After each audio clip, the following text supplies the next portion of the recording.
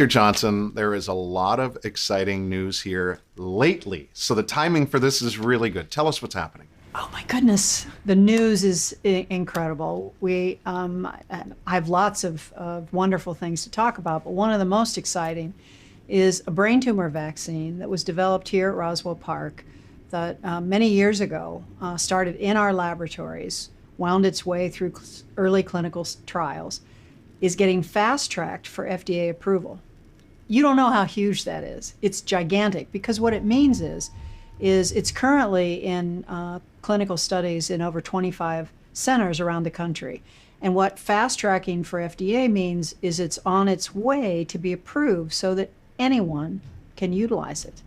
And the science started here. It was actually funded by donations from Western New Yorkers.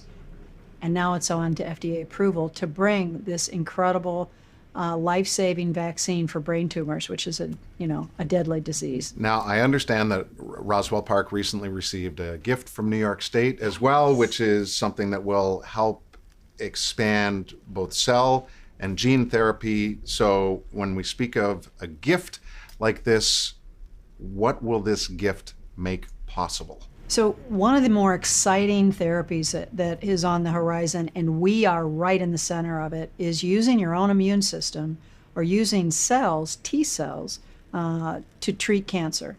And cures, I mean the C word, cures happen with this kind of therapy.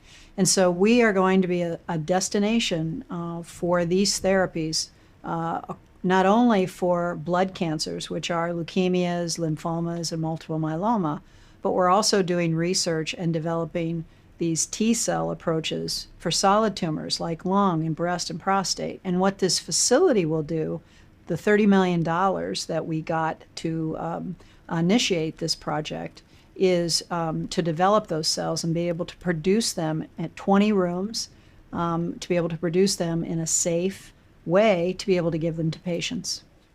How do gifts like this and developments that you've just spoken of change the feeling around here on a daily basis? Everyone knows that you're all committed, but I can't help but wonder what the moments are like when these things happen. Well, to me, what it says is, what is wild, what community support we have here, that people are giving of their own dollars to support these research initiatives at Roswell Park. It's one of the most, it sort of blows me away every time. I never take it for granted. I think we're so blessed here in Western New York to have the individuals and the people that we do. And the state is very supportive of the efforts that we have. And, we're going to be a destination for this kind of therapy. People are going to come here to Buffalo, New York, to get their T-cells. It's amazing. It feels similar to sports in the sense that the winning feeling, right? And you have to celebrate the wins. You have to celebrate them along the way. So I ask you what message you would have for Sabre fans, for hockey fans watching tonight, and for the greater overall community that we live in. So, the Sabres are they're in our heart. I always love the fall because it's when the Sabres come and visit us in December, and the alumni comes, and we have Hockey Fights Cancer. And sometimes I think people don't realize how amazing it is to have a Roswell Park. We were one of the very first cancer centers in the country. So Sabre fans, we're here for you, and we thank you so much for everything that you do for us, the support that you give us, because we're fighting for you.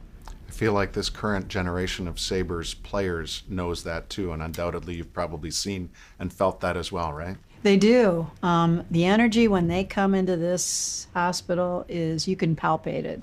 Patients are excited, the kids are all here and they're excited, and we're excited because they're going to be good this year. Thank you for another night of Hockey Fights Cancer. Well, thank you. It's my pleasure. It wouldn't be Hockey Fights Cancer without you.